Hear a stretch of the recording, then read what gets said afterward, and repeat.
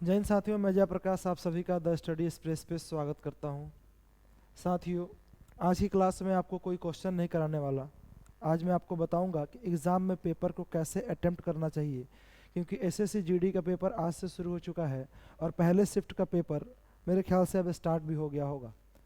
तो इसी सिलसिले में हम आज आपको बताएंगे कि एसएससी जीडी के पेपर को किस वे में आप सॉल्व करेंगे, किस सब्जेक्ट पर कितना समय आपको देना चाहिए, आप पहले कौन से क्वेश्चंस को सॉल्व करें, कैसे क्वेश्चंस को सॉल्व करें। आइए शुरुआत करते हैं। आप सभी जानते होंगे कि एसएससी जीडी का पेपर पहले 1.5 घंटे में 100 क्वेश्चन हुआ करता था, लेकिन अब 60 मिनट में, अब आपके पास केवल 60 मिनट हैं और 60 मिनट में क्वेश्चंस की संख्या 60 मिनट में क्वेश्चंस की संख्या हो चुकी है 80। इस 80 क्वेश्चंस को 4 सेक्शन में डिस्ट्रीब्यूट किया गया है।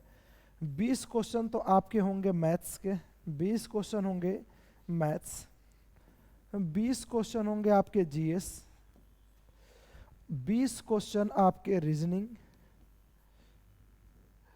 और 20 क्वेश्चन होंगे या तो आप हिंदी ले या फिर आप इंग्लिश। ये ऑप्शनल है, हिंदी लेंगे तो इंग्लिश नहीं और इंग्लिश लेंगे तो हिंदी नहीं। और इन टोटल 80 क्वेश्चंस के लिए आपको मिलेंगे कुल 60 मिनट। इन 60 मिनट में कैसे पेपर अटेम्प्ट करें, इसके बारे में अगर चर्चा किया जाए तो आप इस जीएस सेक्शन को ध्यान से देखिए। इस जीएस सेक्शन में अगर आपको क्वेश्चन याद है तो आप आसानी से करें, नहीं याद है तो आप चाहे कोई भी कैलकुलेशन लगा ले, ये होने वाला है नहीं। तो इस 20 क्वेश्चन को करने के लिए आपको जो टाइम लेना चाहिए वो 4 से 5 मिनट। कितना मिनट लेना होगा?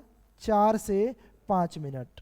मैं आपको इसके बाद बताऊंगा कि किस वे में पेपर को सॉल्व करना चाहिए। पहले जो आ रहा है वही नहीं सॉल्व करना, कौन सा पहले सेक्शन खोले ये आपको भी मैं बाद में बताऊंगा। फिलहाल के लिए आप जान लो इस जीएस सेक्शन में आप कितना समय लोगे, 4 से 5 मिनट।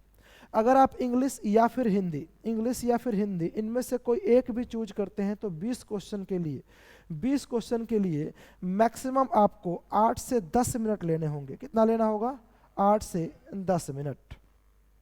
इन 8 से 10 मिनट में आपका इंग्लिश या फिर हिंदी, ऐसा नहीं कि पहले 10 क्वेश्चन इंग्लिश किए, नहीं समझ आ रहा है तो हिंदी पे पहुंच गए, फिर उस 10 क्वेश्चन को काउंट नहीं किया जाएगा, उसमें भी समय बर्बाद होना है, फिर हिंदी में भी समय बर्बाद होगा। पहले से आप अपना माइंड मेकअप करके चले कि आपको इंग्लिश सॉल्व करना है या हिंदी। हालांकि आप पढ़ रहे होंगे तो आपको पता होगा कि आप इंग्लिश करेंगे या फिर हिंदी करेंगे। अगर बात किया जाए रीजनिंग की, अगर बात किया जाए रीजनिंग की, तो रीजनिंग देखिए एसएससी आपको आसान लेवल का ही पूछता है। बैंकिंग का पेपर नहीं है जो बहुत ही ज़्यादा टफ होगा। बैंकिंग में रीजनिंग टफ होता है, इंग्लिश भी टफ होता है, सारी चीज़ें टफ होती हैं, लेकिन एसएससी जीडी के पेपर को अगर ध्यान से देखा जाए तो ये एमटीएस लेवल का पेपर होता है एक तरीके से, और ये भी आसान ही होता है। और इसमें आपको, इसमें जो आपको समय लेना चाहिए वो लेना चाहिए 10 से 12 मिनट। 10 से 12 मिनट आप मैक्सिमम ही लेकर के चले तो 12 मिनट लगना है। अब आप खुद देखो, इनके मैक्सिमम टाइम को अगर काउंट करो तो 5 मिनट, 12 मिनट और 10 मिनट, टोटल कितना? 27 मिनट हो चुका है। और आपके पास समय था कितना? टोटल 1 घंटे। इन 27 मिनट में आप 27 मिनट भी छोड़ दो, अगर आप बात करें तो 30 मिनट भी आप लगा सकते हैं। 30 मिनट भी लगाओ तो क्या आपका 3/4 पेपर सॉल्व हो चुका है? 3/4 का मतलब 75% पेपर सॉल्व।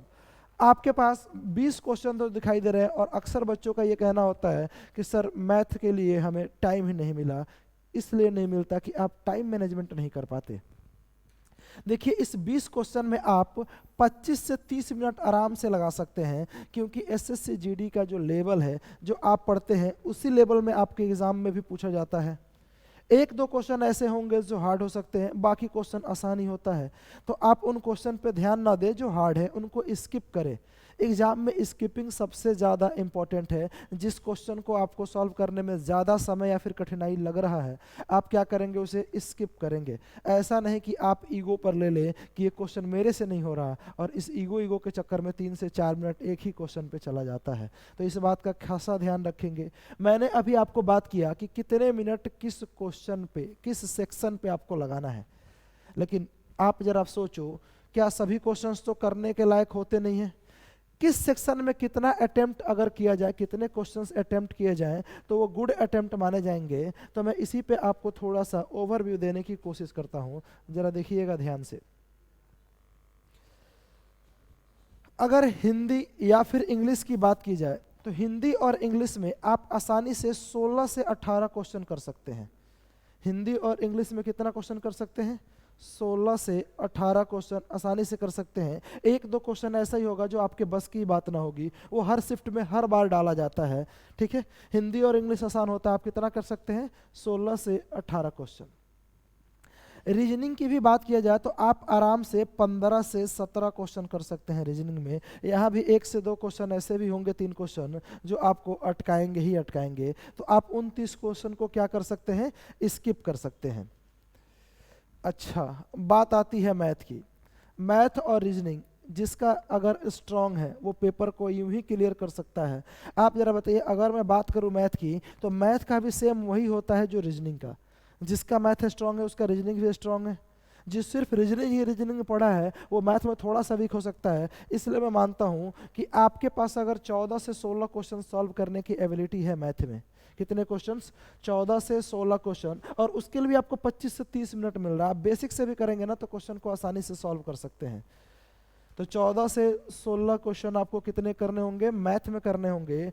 और बात अब आखिरी बार जीएस की, ये डिपेंड करता है हर बच्चे पे।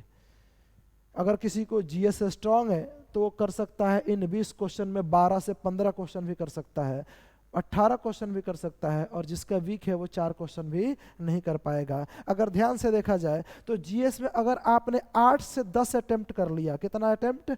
8 से 10। इस 20 क्वेश्चन में अगर आपको 8 से 10 क्वेश्चन आते हो तो ये एक गुड अटेम्प्ट माना जाएगा, और आप आसानी से इस एग्ज़ाम के कट ऑफ को पार कर सकते हैं। आपका मेरिट लिस्ट में नाम बन सकता है। अब आप ज़रा देखिए ना, आपको मैं बताऊं टोटल कितना हुआ, ज़रा आप खुद काउंट करेंगे। सर 7 और 6 13, 13 और 8 21, 1, अब यहाँ पर जोड़ा जाए तो कितना हुआ? 6। आप देख पा रहे हैं 100 क्वेश्चन, सॉरी 80 क्वेश्चन में 60 क्वेश्चन।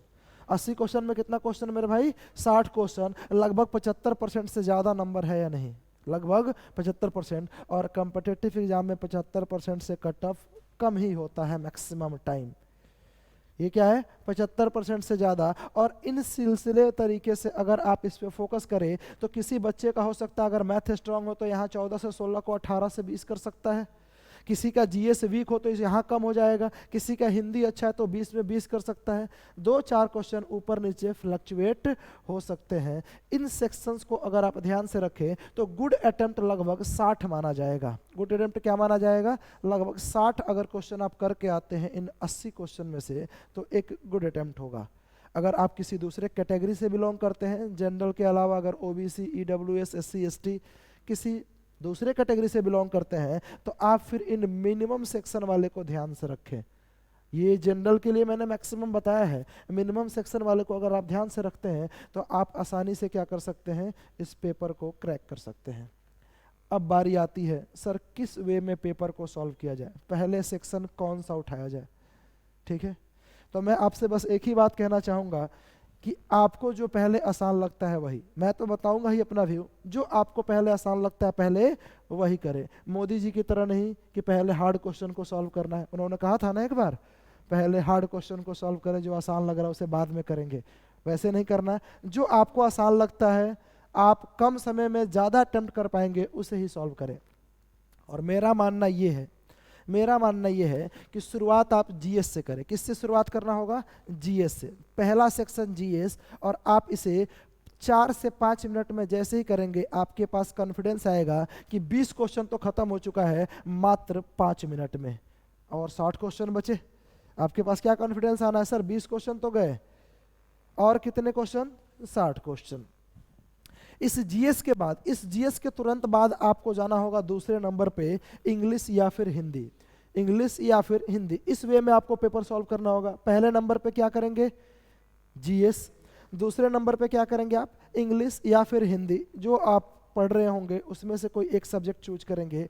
तीसरे नंबर पर आपको करना होगा रीजनिंग। याद रखिएगा मैथ को पहले नहीं उठाना, मैथ को पहले नहीं शुरुआत करने होंगे। पहले तीसरे नंबर पे क्या, पहले क्या करेंगे आप? जीएस, दूसरे नंबर पर इंग्लिश या फिर हिंदी, और तीसरे नंबर पर आपको करना होगा रीजनिंग, और चौथे नंबर पर आप करेंगे मैथ। और इस तरीके से टाइम मैनेजमेंट करें, इस तरीके से टाइम मैनेजमेंट करें कि मैथ के लिए आप आसानी से 25 से 30 मिनट बचा कर चल लें।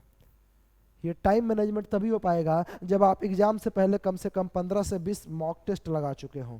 कितने मॉक टेस्ट लगाने हैं आपको? 15 से 20 मॉक टेस्ट लगाने हो। वैसा ही सेम एग्जाम का माहौल मिलेगा। किसी भी आप वेबसाइट से मॉक टेस्ट ले सकते हैं, हालांकि कुछ वेबसाइट्स आपको फ्री ऑफ कॉस्ट भी मॉक टेस्ट प्रोवाइड करवाती हैं। 2-4 वहाँ पे फ्री मिला, दूसरे वेबसाइट पे गए 2-4 वहाँ फ्री मिला, ऐसे करके आप 15-20 आसानी से, अगर आप खरीदना चाहते हैं तो किसी भी वेबसाइट से 200-250 रुपये का मॉक टेस्ट आएगा, पूरा का पूरा सीरीज आप ले सकते हैं। कम से कम 15 से 20 आपको मॉक टेस्ट लगाने होंगे, जिससे आपका टाइम मैनेजमेंट, एग्जाम में टाइम मैनेजमेंट नहीं हो पाता जब तक आप घर पे प्रैक्टिस करके नहीं जाएंगे। तो इस सिलसिले में आपको क्या करना होगा? एसएससी जीडी के पेपर को अटेम्प्ट करना होगा। एग्जाम में जाने से पहले कुछ खास बातों का ध्यान रखें। इन खास बातों का क्या ध्यान रखना है? सबसे पहली बात कि आप टाइम से पहले पहुंचे, टाइम से पहले पहुंचे। जैसे आपकी एंट्री टाइम 7:30 बजे सुबह हो तो 7 बजे तक आपको सेंटर पे हाजिर हो जाना चाहिए। अगर आप लेट होंगे तो आपके दिमाग में टेंशन बनेगा, जिसके वजह से आपको आता हुआ क्वेश्चन भी एग्जाम में प्रेशर की वजह से छूट सकता है। तो आप सेंटर पे क्या करेंगे? टाइम से पहले पहुंचने की कोशिश करें। दूसरी बात यह है कि सिर्फ ज़रूरी सामान ही अपने साथ कैरी करें। ज़रूरी सामान साथ कैरी करने का मतलब ये हुआ कि आप ऐसा ना हो कि बैग में लैपटॉप लेकर के चले जाएं, बैग में कुछ बड़ी बड़ी महंगी वस्तु को लेकर के चले जाएं, नहीं। सिर्फ आप ज़रूरी वस्तु, ठंड के मौसम में आप अपने गर्म कपड़े ले सकते हैं। हाँ, याद रखें आपके गले में चैन, हाथ में अंगूठी, बेल्ट वगैरह कुछ नहीं होना चाहिए। ये सब एग्जामिनेशन हॉल में अलाउड नहीं है। तो आप वहाँ पर निकाल सकते हैं, वहाँ पर बैग जमा करने की फैसिलिटी कुछ सेंटर्स ने दिया है, कुछ सेंटर्स में बाहर पैसे दे करके रखवाते हैं। तो ये सब बातों का अगर आप ध्यान रखेंगे तो आपका एग्ज़ाम बेटर वे में अच्छे तरीके से हो सकता है। आशा करता हूँ कि आपको इस बात से भली भांति वाकिफ़ होंगे कि एग्जामिनेशन सेंटर में जाने से पहले आपको एक फ़ोटो लगा हुआ वैलिड कोई भी आईडी कार्ड होना चाहिए। फ़ोटो लगा हुआ जिस पे आपका फ़ोटो हो, वैलिड आईडी कार्ड। याद रखें एडमिट कार्ड और आईडी कार्ड पे जो डेट ऑफ बर्थ है वो मैच करना चाहिए। अगर मिस मैच करता है तो आपको सेंटर पे एंट्री नहीं दी जाएगी। इस तरीके का आप ध्यान रखें। अगर हाँ किसी में मिसमैच हो रहा हो तो आप दूसरा ऐसा आईडी कार्ड जरूर ले जाएं जो आपके आईडी कार्ड से डेट ऑफ बर्थ को मैच करा सके। एक पासपोर्ट साइज फ़ोटो ले सकते हैं, हालांकि उसकी ज़रूरत होती नहीं है, लेकिन ले जाना अनिवार्य है कि हो सकता है कि आपका जो कमीशन कॉपी दिया जाए सेंटर पे, कमीशन कॉपी दिया जाए, वहाँ पे फ़ोटो ना हो तो वो चिपकाने के काम आता है, इसे लेकर के ज़रूर जाएं। दूसरी बात, कमीशन कॉपी को ध्यान से पढ़ें। कमीशन कॉपी, सीसी कॉपी जो आपको दिखाई देगा, सीसी मिलेगा एक कमीशन कॉपी, ठीक है। उसमें आपका नाम, एड्रेस, सिग्नेचर, थंब इम्प्रेशन और साथ ही साथ एक कोटेशन लिखा हुआ आता है, इंग्लिश और हिंदी दोनों राइटिंग में लिखना होता है। इस बात का ध्यान रखें। अगर वहाँ पर कोई गड़बड़ करेंगे तो फिर आपको ज्वाइनिंग के समय उस कमीशन कॉपी से आपको मैच कराया जाता है, हो सकता है वहाँ आपको दिक्कत आ जाए। इसीलिए आप भले एक क्वेश्चन कम अटेम्प्ट करें, लेकिन सीसी कॉपी, कमीशन कॉपी को आप अच्छे तरीके से ज़रूर फिल करके आएंगे। इस बात पर खासा ध्यान रखना होगा। बस ज़्यादा कुछ नहीं, आप सभी को बहुत सारी शुभकामनाएं। आप जाएं अच्छे से पेपर दें। बेस्ट ऑफ लक मेरे तरफ से।